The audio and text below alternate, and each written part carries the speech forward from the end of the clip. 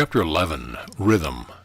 Everything flows out and in. Everything has its tides. All things rise and falls. The pendulum swing manifests in everything. The measure of the swing to the right is the measure of the swing to the left. Rhythm compensates. The Kybalion. The great fifth Hermetic principle, the principle of rhythm, embodies the truth that in everything there is manifested a measured motion, a to and from movement, a flow and an inflow, a swing forward and a backward, a pendulum-like movement, a tide-like ebb and flow, a high tide and a low tide, between the two poles manifest on the principal mental or spiritual planes. The principle of rhythm is closely connected with the principle of polarity described in the preceding chapter. Rhythm manifests between the two poles established by the principle of polarity. This does not mean, however, that the pendulum of rhythm swings to the extreme poles, for this rarely happens. In fact, it is difficult to establish the extreme polar opposite in a majority of cases, but the swing is ever toward first one pole and then the other. There is always an action and a reaction, an advance and a retreat, a rising and a sinking, manifested in all of the airs and phenomena of the universe: suns, worlds, men, animals, plants, minerals, forces, energy, mind and matter, yes, even spirit, manifests this principle. The principle manifests in the creation and destruction of worlds, in the rise and fall of nations, in the life history of all things, and finally in the mental states of man. Beginning with the manifestations of spirit of the all, it will be noticed that there is ever the outpouring and the indrawing, the outbreathing and inbreathing of Brahman. As the Brahmins word it, universes are created, reach their extreme low point of materiality, and then begin their upward swing. Suns spring into being, and then their height of power being reached, the process of retrogression begins. And after eons they become dead masses of matter, awaiting another impulse which starts out again their inner energies into activity, and a new solar life cycle is begun. And thus it is with all the worlds. They are born, grow, and die, only to be reborn. And thus it is with all the things of shape and form. They swing from action to reaction, from birth to death, from activity to inactivity, and then back again. Thus it is with all living things. They are born, grow, die, and then are reborn. So it is with all great movements, philosophies, creeds, fashions, governments, nations, and all else: birth, growth, maturity, decadence, death, and a new birth. The swing of the pendulum is ever in evidence. Night follows day and day night. The pendulum swings from summer to winter and then back again. The corpuscles, atoms, molecules, and all masses of matter swing around the circle of their nature. There is no such thing as absolute rest or cessation from movement, and all movement partakes of rhythm. The principle is of universal application. It may be applied to any question or phenomena or any of the many planes of life. It may be applied to all phases of human activity. There is always the rhythmic swing from one pole to the other. The universal pendulum is ever in motion. The tides of life flow in and out according to law.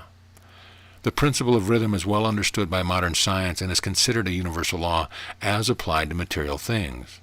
But the Hermeticists carry the principle much further and know that its manifestations and influence extend to the mental activities of man, and that it accounts for the bewildering succession of moods, feelings, and other annoying and perplexing changes that we notice in ourselves. But the Hermeticists, by studying the operations of this principle, have learned to escape some of its activities by transmutation. The Hermetic masters long since discovered that while the principle of rhythm was invariable and ever in evidence in mental phenomena, still there were two planes of its manifestation so far as mental phenomena are concerned. They discovered that there were two general planes of consciousness, the lower and the higher, the understanding of which fact enabled them to rise to a higher plane and thus escape the swing of the rhythmic pendulum which manifested on the lower plane. In other words, the swing of the pendulum occurred on the unconscious plane, and the consciousness was not affected. This they call the law of neutralization. Its operations consist in the raising of the ego above the vibrations of the unconscious plane of mental activity, so that the negative swing of the pendulum is not manifested in consciousness, and therefore they are not affected. It is akin to rising above a thing and letting it pass beneath you. The Hermetic master or advanced student polarizes himself at the desired pole, and by a process akin to refusing to participate in the backward swing, or if you prefer a denial of its influence over him, he stands firm in his polarized position and allows the mental pendulum to swing back along the unconscious plane. All individuals who have attained any degree of self-mastery accomplish this more or less unknowingly, and by refusing to allow their moods and negative mental states to affect them, they apply the law of neutralization.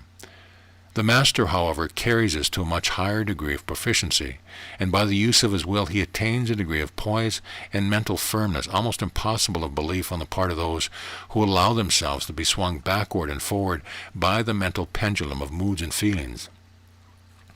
The importance of this will be appreciated by any thinking person who realizes what creatures of moods, feeling, and emotion the majority of people are, and how little mastery of themselves they manifest.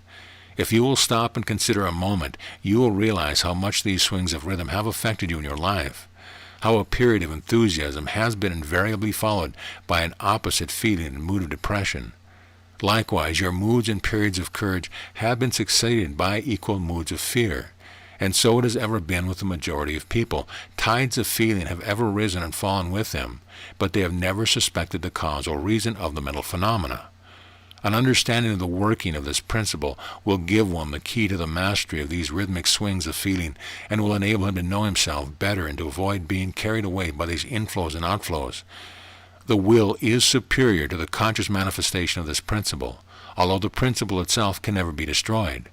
We may escape its effect, but the principle operates nevertheless. The pendulum ever swings, although we may escape being carried along with it. There are other features of the operation of this principle of rhythm of which we wish to speak at this point. There comes into its operation that which is known as the law of compensation. One of the definitions or meanings of the word compensate is to counterbalance, which is the sense in which the Hermeticists use the term. It is this law of compensation to which the Kybalion refers when it says, the measure of the swing to the right is the measure of the swing to the left. Rhythm compensates. The law of compensation is that the swing in one direction determines the swing in the opposite direction or to the opposite pole. The one balances or counterbalances the other. On the physical plane we see many examples of this law. The pendulum of the clock swings a certain distance to the right and then an equal distance to the left. The seasons balance each other in the same way, the tides follow the same law, and the same law is manifested in all the phenomena of rhythm. The pendulum with a short swing in one direction has but a short swing in the other, while a long swing to the right invariably means a long swing to the left. An object hurled upward in a certain height has an equal distance to traverse on its return. The force with which a projectile is sent upward a mile is reproduced when the projectile returns to the earth on its return journey. This law is constant on the physical plane, as reference to the standard authorities will show you. But the Hermeticists carry it still further. They teach that a man's mental states are subject to the same law. The man who enjoys keenly is subject to keen suffering, while he who feels but little pain is capable of feeling but little joy. The pig suffers but little mentally and enjoys but little. He is compensated.